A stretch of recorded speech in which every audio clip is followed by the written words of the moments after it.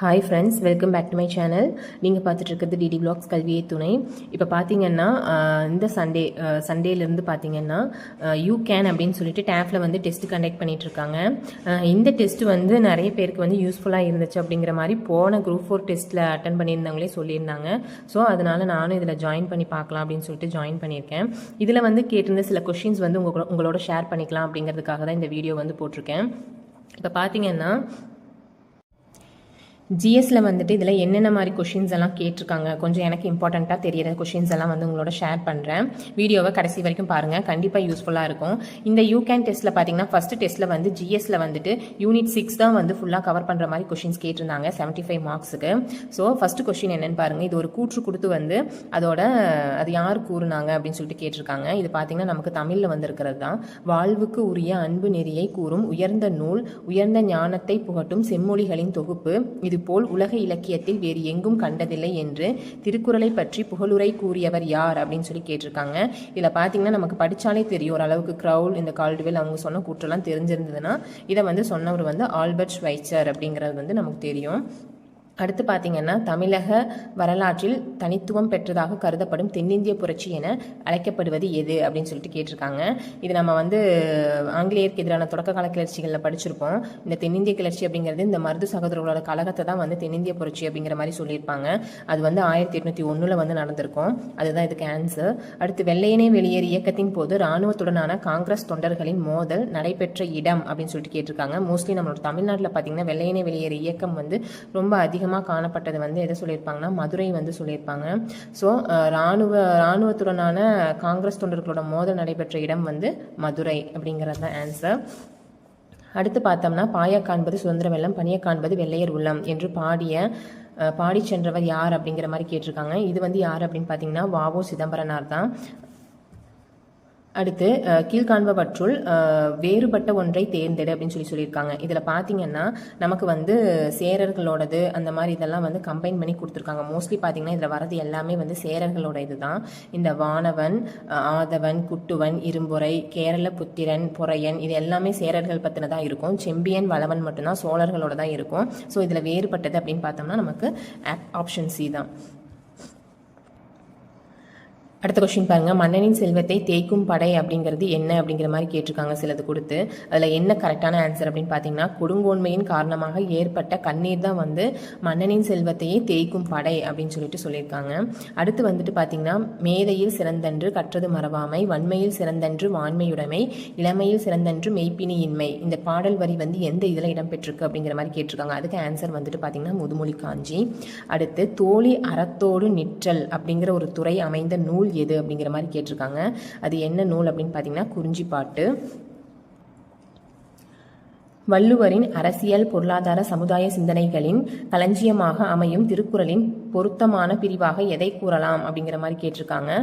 Answer வந்துட்டு பார்த்தோம்னா பொருட்பால். நமக்கு ஆல்ரெடி தெரியும் அரசியல், அமைச்சியல், அங்கவியல் எல்லாமே வந்துட்டு நமக்கு பொருட்பாலில் தான் வரும். ஸோ ஆன்சர் அதுதான். அடுத்து சில நூல்கள் கொடுத்து அதோட நூல் ஆசிரியர்கள் பெயர் கொடுத்து பொறுத்துக்க கொடுத்துருக்காங்க. இதில் ஃபஸ்ட்டு பாருங்கள், உலகம் சுற்றும் தமிழன் அப்படிங்கிறது யார் பார்த்தீங்கன்னா ஏ. கருப்பன் அப்படிங்கிறவர் எழுதினது. அடுத்து காலாபாணி அப்படிங்கிறது வந்து மு. ராஜேந்திரன் எழுதியிருக்காங்க. யானை சவாரி அப்படிங்கிறது பார்த்தீங்கன்னா பாவண்ணன் எழுதியிருக்காங்க. அடுத்து அறமும் அரசியலும் அப்படிங்கிறது வந்து மு. வரதராசனார். அடுத்து நீர்வழி படுவும் அப்படிங்கிறது யாருன்னா தேவி பாரதி அப்படிங்கிறவங்க ஏற்றிருக்காங்க. இது பாருங்கள், நமக்கு ஹிஸ்ட்ரி புக்கில் வந்து இது இருக்கும். கீழ்காண்பவற்றுள் தவறான இணையை தேர்ந்தெடு அப்படிங்கிற மாதிரி கொடுத்துருக்காங்க.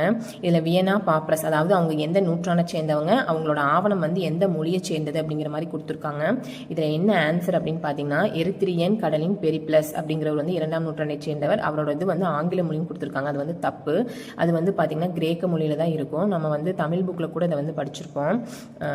அடுத்து பார்த்திங்கன்னா இந்த இதெல்லாம் வந்து நம்ம ஜஸ்ட் பார்த்துக்கலாம். வியனா பாப்ரஸ் வந்து 2ஆம் நூற்றாண்டு, அவரோட ஆவணம் வந்து கிரேக்க ஆவணம் கொடுத்துருக்காங்க. பிளினியின் இயற்கை வரலாறு வந்துட்டு 1ஆம் நூற்றாண்டு லத்தீன் மொழி கொடுத்துருக்காங்க. தாலமியின் புவியியல் அந்த இது வந்து கோட்பாடு வந்துட்டு 2ஆம் நூற்றாண்டு ரோமானிய பேரரசு அப்படிங்கிற மாதிரி கொடுத்துருக்காங்க. ஸோ இதில் வந்து தவறானது அப்படின்னு பார்த்தோம்னா நமக்கு ஆப்ஷன் சி. போனதெல்லாம் கனவினை போல் புதைத்தெழுந்தே போனதனால் நானும் ஓர் கலனே இந்த ஞாலமும் பொய்தானோ என்று கூறியவர் யார் அப்படிங்கிற மாதிரி பார்த்தீங்கன்னா மகாகவி பாரதியார். இந்த பாடல் வரியை படித்தோம்னாலே நமக்கு வந்து தெரிஞ்சிடும் யார் சொல்லியிருப்பாங்க. நிற்பதுவே நடுப்பதுவே அந்த பாட்டில் வந்துட்டு பாரதியார் இது வந்திருக்கும், நானும் பொய்தானோ அப்படிங்கிற மாதிரி வரியெல்லாம் வந்திருக்கும். ஸோ அதை வச்சு நம்ம மகாகவி பாரதியார் அப்படிங்கிறது வந்து போட்டுடலாம். அடுத்த கொஸ்டின் என்ன அப்படின்னு பார்த்தீங்கன்னா, எவ்வழி நல்லவர் ஆடவர் அவ்வழி நல்லை வாலிய நிலனே என்ற பாடல் வரி மூலம் உணர்த்தும் கருத்தியாது அப்படிங்கிற மாதிரி கேட்டிருக்காங்க. இதுக்கு என்ன ஆன்சர் அப்படின்னு பார்த்தீங்கன்னா, அரசனின் மாண்புகளால் நாட்டை மேன்மைக்கு உரியதாக மாற்றுவது தான் வந்து இந்த வரிக்கு உண்டான கருத்து. சரிங்களா? அடுத்த கொஸ்டின் பாருங்க. குரல் உணங்கு விதைத்தினை குரல்வாய் பெய்து சிறிது புறப்பட்டன்றோ இவள். இந்த வரிகள் வந்து இடம்பெற்ற நூல் எதுன்னு பார்த்தீங்கன்னா புறநானூறு. திரும்ப வந்துட்டு சில நூல்கள் பற்றி கொடுத்துட்டு அதோட ஆசிரியர் கொடுத்துருக்காங்க. அதாவது கதை இயற்றினவங்க கொடுத்துட்டு கதை இயற்றினவங்க எந்த கதை அப்படிங்கிற மாதிரி கொடுத்துருக்காங்க. யார் யாருன்னு பாருங்கள். செல்லாத பணம் அப்படிங்கிறது யார் அப்படின்னா இமயம் அப்படிங்கிறவர். சூழ் அப்படிங்கிறது சோ தர்மன் அப்படிங்கிறவர். ஒரு சிறு இசை யாருன்னா கல்யாண்ஜி இயற்றிருக்கிறாங்க. அடுத்து சஞ்சாரம் அப்படிங்கிறவங்க யார் இயற்றிருக்காங்க அப்படின்னு பார்த்தீங்கன்னா எஸ் ராமகிருஷ்ணன் இயற்றிருக்காங்க. அடுத்து காந்தல் நாட்கள் யார் இயற்றிருக்காங்க அப்படின்னு பார்த்தீங்கன்னா இன்குலாப். இது வந்து ஃபேமஸாக நமக்கு தெரிஞ்சது எதுவாக இருக்கும் பார்த்தீங்கன்னா சூழ் வந்து சோ தர்மன், காந்தல் நாட்கள் வந்து இன்குலாப். இதெல்லாம் வந்து நமக்கு கொஞ்சம் ஃபெமிலியராக தெரியும். ஸோ அதை வச்சு கூட போட்டுடலாம். செந்நாயிற்று செலவும் அந்நாயிற்று பறிப்பும் பறிப்பு சூழ்ந்தமன் டிலமும் வழி திரிதரு திசையும் வரிது நிலை ஈய காயமும் என்றிவை எனும் பாடல் வரிகளால் போற்றப்படும் வளகொண்ட நாட்டின் தலைவன் யாரு அப்படிங்கிற மாதிரி கேட்டிருக்காங்க. இது வந்து யாரை பற்றி, எந்த தலைவன் பற்றி குறிக்குதுன்னா நலங்கிள்ளி பற்றி தான் குறிக்குது. இந்த கொஸ்டின் பாருங்க. முயற்சி சிறப்புடையோரை விட மேம்பட்டவர் என நாயனார் யாரை குறிப்பிடுகிறார்? இதில் நாயனார் பற்றினதும் வந்திருக்கு, ஆழ்வார் பற்றின கொஸ்டினும் கேட்டிருக்காங்க. இந்த கொஸ்டினுக்கு உண்டான ஆன்சர் என்ன அப்படின்னு பார்த்தீங்கன்னா இயல்பினான் இல்வாழ்க்கை வாழ்பவன் அப்படிங்கிறவர் தான் வந்துட்டு இந்த முயற்சி சிறப்புடையோரை விட மேம்பட்டவர் அப்படின்னு சொல்லிட்டு நாயனார் வந்து குறிப்பிடுகிறாரு. அடுத்த கொஸ்டின் பார்த்தீங்கன்னா மன்னனது படை வலிமை அளிக்கும் ஆயுதம் எதுவென திருக்குறள் கூறுகிறது அப்படின்னு பார்த்தீங்கன்னா அவரோட கடுஞ்சொல்லும் தண்டனையும் தான் வந்துட்டு மன்னவனோட படை வலிமையை அளிக்கும் ஆயுதமாக வந்து திருக்குறளில் வந்து குறிப்பிட்டிருக்காங்க. அடுத்த கொஸ்டின் பாருங்க. இது வந்து கொஞ்சம் முக்கியமானது தான். நம்மளோட சென்னை காங்கிரஸ் மாநாடு வந்து தமிழ்நாட்டில் எங்கெங்கே நடந்துச்சு அப்படிங்கிற மாதிரி இதை கொடுத்து அதுக்கு தலைமை தாங்கினவங்க நேம் கொடுத்து ஆர்டர் வந்து பண்ண சொல்லியிருந்தாங்க. இதில் பார்த்தீங்கன்னா ஃபஸ்ட்டு யார் வருவாங்கன்னா நமக்கு தெரியும், 3வது மாநாட்டுக்கு தலைமை தாங்கின பக்ருதீன் தியாப்ஜி வந்துட்டு வந்திருப்பார். அவர் 1887 வந்து தலைமை ஏற்றிருப்பார். அடுத்தது யார் அப்படின்னு பார்த்தீங்கன்னா செகண்ட் வந்து ஆல்பிரட் வெப் அப்படிங்கிறவர் 1894 10வது காங்கிரஸ் மாநாட்டுக்கு வந்து தலைமை வகித்திருப்பார். அடுத்தது பார்த்தீங்கன்னா சென்னையில் நடந்ததில் 3வது வந்து ஆனந்த் மோகன் போஸ் அப்படிங்கிற மாதிரி ஆன்சரில் கொடுத்துருக்காங்க. இது வந்து எனக்கு கரெக்டாக தெரியல, உங்களுக்கு யாராவது தெரிஞ்சதுன்னா எனக்கு கமெண்ட் பண்ணுங்கள். பட் எனக்கு தெரிஞ்சு அடுத்து 4வதாக வந்துட்டு யாருன்னா லால் மோகன் கோஷ் அப்படிங்கிறவர் தான் வருவார். அதாவது ஆல்பிரட் வெப்க்கு அப்புறம் இவர் தான் வருவார், லால் மோகன் கோஷ். இவர் வந்து 19வது மாநாட்டுக்கு வந்து தலைமை வகித்திருப்பார் 1903. அடுத்து ராஷ் பிஹாரி கோஷ் வந்து 1908 வந்துட்டு தலைமை வகித்திருப்பாங்க. அவ்வளோதான். அடுத்த கொஸ்டின் பாருங்கள். கீழ்காண்பவற்றுள் வேறுபட்ட பாளையத்தை தேர்ந்தெடு அப்படிங்கிற மாதிரி சொல்லியிருக்காங்க. தலைவன் கோட்டை, நடுவக்குறிச்சி, எட்டயபுரம், சிங்கம்பட்டி இதெல்லாம் கொடுத்துருக்காங்க. இது கிழக்கு மேற்கு பாளையம் வந்து வரும் இல்லைங்களா, அது தெரிஞ்சதுன்னா நம்ம கரெக்டாக ஆன்சர் பண்ணிடலாம். இதுக்கு வந்து வேறுபட்டது வந்து எட்டயபுரம். அடுத்த கொஸ்டின் காந்தி புராணம் இதை இயற்றினவங்க, இந்த நூல்கள்லாம் கொடுத்து இயற்றினவங்க கொடுத்து இதில் தவறான இணையை வந்து தேர்ந்தெடுக்க சொல்லியிருக்காங்க. இதில் எது தவறானது அப்படின்னு பார்த்தீங்கன்னா காந்தி புராணம் வந்துட்டு இக்கால அம்மையார் சொல்லியிருப்பாங்க. இது கரெக்டு தான். அசலாம்பிகை அம்மையார் தான் வந்து இக்கால அம்மையார்னு சொல்லியிருப்பாங்க. ஸோ அது கரெக்டு. அடுத்து சோதனையின் கொடுமை அப்படிங்கிறது யார் அப்படின்னு பார்த்தீங்கன்னா வைமு கோதைநாயகி அப்படிங்கிறவங்க. இது கரெக்டு தான். இந்த 2 புக்குமே கரெக்டு. பட் இந்த 2 புக்கும் வந்து தப்பு. அம்புஜத்தம்மாளுக்கும் அசலாம்பிகை அம்மையாருக்கும் 2 புக் கொடுத்துருக்காங்க. ஸோ இது வந்து ராங் ஆன்சர். நமக்கு ஆன்சர் வந்துட்டு தவறான இணை தான் கேட்டிருக்காங்க. ஸோ தவறான இணைங்கும் போது 3, 4 மட்டும்தான் தவறானது அப்படிங்கிறது போடணும். அடுத்த கொஸ்டின் பார்க்கலாம். அடுத்த கொஸ்டின் பாருங்க. கள்ளுக்கடை மறியலை நிறுத்திவிட்டு வேறு நடவடிக்கைகளில் ஈடுபடலாமா என பத்திரிகையாளர்கள் காந்தியிடம் கேட்டபோது ஈரோட்டில் உள்ள 2 பெண்களின் கையில் உள்ளது என யாரை கூறியிருப்பார் அப்படின்னு பார்த்தீங்கன்னா நாகம்மையார் கண்ணம்மாவை தான் பற்றி தான் சொல்லியிருப்பாங்க. நாகம்மையார் கண்ணம்மா 2 பேருமே வந்துட்டு நமக்கு தெரியும் பெரியாருடைய மனைவி. கண்ணம்மா அப்படிங்கிறவங்க வந்துட்டு நம்மளோட பாரதியாரோட மனைவி. இவங்க 2 பேர்த்தோட கையில் தான் இருக்குது அப்படிங்கிற மாதிரி சொல்லியிருப்பாங்க. அடுத்த கொஸ்டின் பாருங்கள்.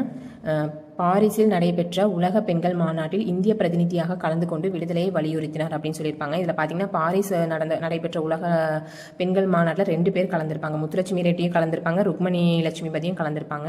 பட் இதில் வந்து நம்ம கரெக்டான ஆன்சர் யாரை சூஸ் பண்ணணும் அப்படின்னு பார்த்தீங்கன்னா அடுத்த கூற்றை வச்சு தான் கண்டுபிடிக்க முடியும்.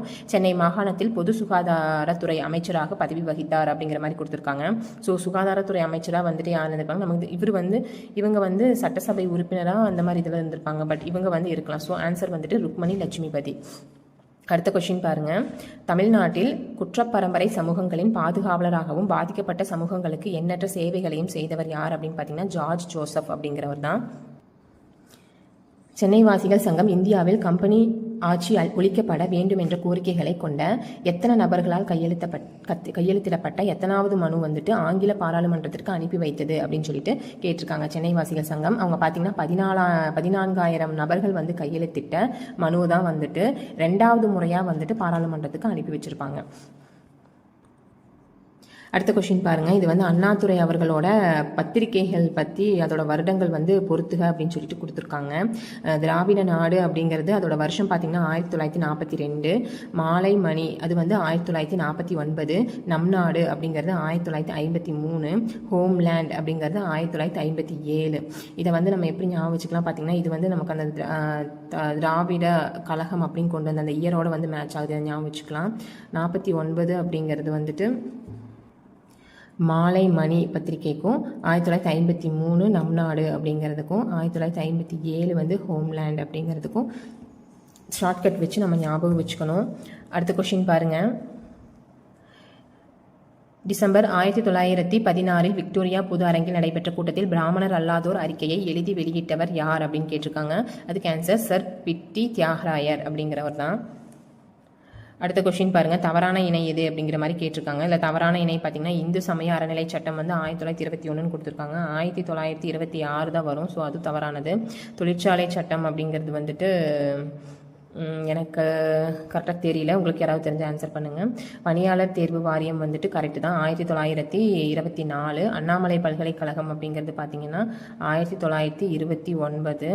ஸோ இதில் வந்துட்டு தவறானது அப்படின்னு பார்த்தோம்னா இந்த 1, 2, 4 நடுவில் இருக்கிற 3 மட்டும்தான் வந்துட்டு நம்ம சரியானது. தமிழ்நாட்டில் கிலாபத் நாள் எப்போது தொடங்கப்பட்டது என்று மற்றும் அக்கூட்டத்திற்கு தலைமை தாங்கியவர் யார் அப்படின்னு கேட்டிருக்காங்க. தலைமை தாங்கியவர் மௌலானா சௌகத் அலி தான். எப்போ அப்படின்னு பார்த்தோம்னா 1920 ஏப்ரல் 17 வந்துட்டு நடந்திருக்கும். இந்த கொஸ்டின் பாருங்கள். சில முக்கியமான ஒரு கான்செப்ட் மாதிரி கொடுத்துட்டு அதோட யாருக்கு ஒத்து போகும் அப்படிங்கிற மாதிரி கொடுத்துருப்பாங்க. பட்டினத்தார் பாராட்டிய மூவர் அப்படிங்கிறது யார் அப்படின்னு பார்த்தீங்கன்னா நீலாம்பிகை அம்மையார். பரமானு புராணம் அப்படிங்கிறவர் யாரோடதுன்னு பார்த்தீங்கன்னா ராஜேஸ்வரி அம்மையார். பாஞ்சாலி சபதம் பாடிய பாரதி அப்படிங்கிறத இயற்றினவர் வந்து நமக்கு தெரியும் ராஜம் கிருஷ்ணன். உழுபவர்களுக்கே நில உரிமை இயக்கம் அப்படிங்கிறத ஆரம்பிச்சது வந்து நம்மளோட கிருஷ்ணமால் ஜெகநாதன். 1965 இந்திய எதிர்ப்பு போராட்டம் நடந்தபோது தமிழ்நாட்டில் யார் முதலமைச்சராக இருந்தார் அப்படின்னு கேட்டிருக்காங்க. அதுக்கு ஆன்சர் வந்து பக்தவச்சலம். நம்ம எல்லாத்துக்கும் தெரியும் 1962 வந்துட்டு காமராஜர் வந்து பதவி விலகிடுவார். ஸோ அவருக்கு அப்புறம் வந்தவர் யாருன்னு பார்த்தீங்கன்னா பக்தவச்சலம். இதில் வந்துட்டு சில பேரோட இறந்த வருடம் கொடுத்து மேட்ச் சரியான இணை எது அப்படிங்கிற மாதிரி கேட்டிருக்காங்க. இதில் வந்து 3மே சரியானது தான். வைகுண்ட சுவாமிகள் வந்து 1809 1951. திருவிக்கா வந்துட்டு 1883 1953. அயோத்திதாசர் வந்துட்டு 1845 1914. புதுச்சேரிக்கு அருகில் உள்ள அரிக்கமேடு எனும் இடத்தை அகழ்வாய்வு செய்த தொல்லிய அறிஞர்களில் பொருந்தாதவர் யார் அப்படிங்கிற மாதிரி கேட்டிருக்காங்க. இதுக்கு ஆன்சர் யார் அப்படின்னு பார்த்தோம்னா R.D. சஹானி அப்படிங்கிறவர் தான். ஞானபீட விருது பெற்ற தமிழ் எழுத்தாளர்கள் யார் அப்படின்னு பார்த்தீங்கன்னா ஜெயகாந்தன் வந்து நமக்கு மோஸ்ட்லி தெரியும். இன்னொருத்தர் யார் அப்படின்னு பார்த்தீங்கன்னா அகிலன். வீரபாண்டிய கட்டபொம்மனின் காலத்தில் போது இந்தியாவின் கவர்னர் ஜெனரலாக இருந்தவர் யார் அப்படின்னு பார்த்தீங்கன்னா வெல்லஸ்லி பிரபு தான் வந்து இருந்திருப்பார். மைசூர் படைக்கும் தீரன் சின்னமலைக்கும் இடையே போர் நடைபெற்ற இடம் எது அப்படின்னு கேட்டிருக்காங்க. நொய்யல் ஆற்று பக்கத்தில் தான் வந்துட்டு 2 பேத்துக்கு போர் நடந்திருக்கும். அடுத்து பாருங்கள். இதில் வந்து திட்டத்தோடு பொருந்தாதவர்கள் யார் யார் அப்படிங்கிற மாதிரி கொடுத்துருக்காங்க. மருத்துவர் தர்மாமால் அம்மையார் பேரில் வந்துட்டு விதவை மறுமண உதவி திட்டம் வந்து இருக்குது, கரெக்டு தான். அடுத்து ஈவேரா மணி அம்மையார் அவங்க இதில் வந்து ஏழை விதவை மகள்களின் திருமண உதவி திட்டம் இருக்குது, அதுவும் கரெக்டு தான். முத்துலட்சுமி ரெட்டி அம்மையார் இதில் வந்துட்டு ஆதரவற்ற பெண் பிள்ளைகள் திருமண உதவி திட்டம் இருக்குன்னு இருக்காங்க, அது வந்து தப்பு. அன்னை தெரசா பேரில் கலப்பு திருமண உதவி திட்டம் இருக்குது, அதுவும் வந்து தப்பு. ஸோ தவறானது அப்படின்னு பார்த்தோம்னா 3, 4 தான்.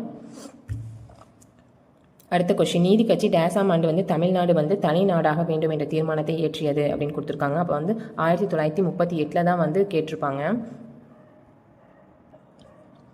இந்த குறள் கொடுத்து அதோட முடிவு என்ன லைன் வரும் அப்படிங்கிற மாதிரி கேட்டிருப்பாங்க. வருமுன்னர் காவாதான் வாழ்க்கை, எரி முன்னர் வைத்துரு போல கெடும். அதுதான் ஆன்சர். சங்க காலத்தில் மாடை என்பதன் பொருள் கேட்டிருக்காங்க. அதுக்கு ஆன்சர் வந்துட்டு காசுகள் அப்படிங்கிறது தான் அதுக்கு பொருள். திருக்குறள் வந்து மனிதர்களின் அன்றாட வாழ்வில் தாக்கத்தை ஏற்படுத்துகிறது அப்படிங்கிற கூற்று கொடுத்து காரணமாக என்ன சொல்லியிருக்காங்கன்னா, மனிதர்கள் திருக்குறளில் மூலப்பொருளான அகிம்சை, மதச்சார்பின்மை, சகோதரத்துவம் ஆகியவற்றை பின்பற்றுகின்றன அப்படின்னு சொல்லியிருக்காங்க. இது கூற்று மற்றும் காரணம் இரண்டும் சரி. காரணம் வந்து கூற்றை சரியாக விளக்குகிறது அப்படிங்கிறத இதுக்கான ஆன்சர். அடுத்து பாருங்கள், இதில் வந்து சில ஆசிரியர்கள் கொடுத்து அவங்க ஆரம்பித்த இதழ்கள் பற்றி கொடுத்துருக்காங்க. நீலகண்ட பிரம்மச்சாரி வந்து இயற்றின இதழ் வந்து சூரியோதயம். அடுத்து G.A. நடேசன் வந்துட்டு இந்தியன் ரிவ்யூ அப்படிங்கிறத ஆரம்பிச்சிருப்பாங்க. கிருஷ்ணமூர்த்தி அப்படிங்கிறவர் வந்துட்டு ஆனந்த விகடன் ஆரம்பிச்சிருப்பாங்க. P.S. சொக்கலிங்கம் வந்து தினமணி அப்படிங்கிறத வந்து ஆரம்பிச்சிருப்பாங்க. சுயமரியாதை கருத்துக்களை சிறப்பான முறையில் பிரச்சாரம் செய்த பெரியாரின் நாளேடுகளில் பொருந்தாதது எது அப்படிங்கிற மாதிரி கேட்டிருக்காங்க. பகுத்தறிவு இதில் தான் வந்து அவர் சுயமரியாதை கருத்துக்களை வந்து சிறப்பாக பிரச்சாரம் செஞ்சுருக்க மாட்டார். அடுத்த கொஸ்டின் பாருங்கள். மகளிர் மடலேறுதல் தமிழர் மரபன்று, அது வடநாட்டர் மரபு என்று குறிப்பிடும் நூல் வந்து எதுன்னு பார்த்தீங்கன்னா பெரிய திருமடல் அப்படிங்கிற நூலில் தான் வந்து குறிப்பிட்டிருக்கோம். நவீன தமிழகத்தில் தோன்றிய முதல் சமூக சீர்திருத்தவாதியாக கருதப்படுபவர் யார் அப்படின்னு கேட்டிருக்காங்க. அதில் வந்து வைகுண்ட சுவாமிகள் தான் ஆன்சர். ஓகே ஃப்ரெண்ட்ஸ், இந்த வீடியோவில் பார்த்தீங்கன்னா ஜிஎஸ்ல யூனிட் 6 பேஸ் பண்ணி என்னென்ன கொஸ்டின் இந்த யூகேன் டெஸ்ட்டில் கேட்டிருந்தாங்க அப்படிங்கிற மாதிரி ஷேர் பண்ணியிருக்கேன். இந்த வீடியோ உங்களுக்கு யூஸ்ஃபுல்லாக இருந்துச்சுன்னா கண்டிப்பாக லைக் பண்ணுங்கள். அப்போ தான் வந்து எனக்கு இது ஓகேவா அப்படிங்கிற மாதிரி, இல்லை நெக்ஸ்ட் வீடியோ போடலாமா அப்படிங்கிற மாதிரி தோணும். இன்னும் வந்து வேறு ஏதாவது கொஸ்டின்ஸ் ஏதாவது ஷேர் பண்ணுறதுனாலும் கமெண்ட் பண்ணுங்கள். ஓகே ஃப்ரெண்ட்ஸ், பாய், தேங்க்யூ. நெக்ஸ்ட் வீடியோவில் பார்க்கலாம்.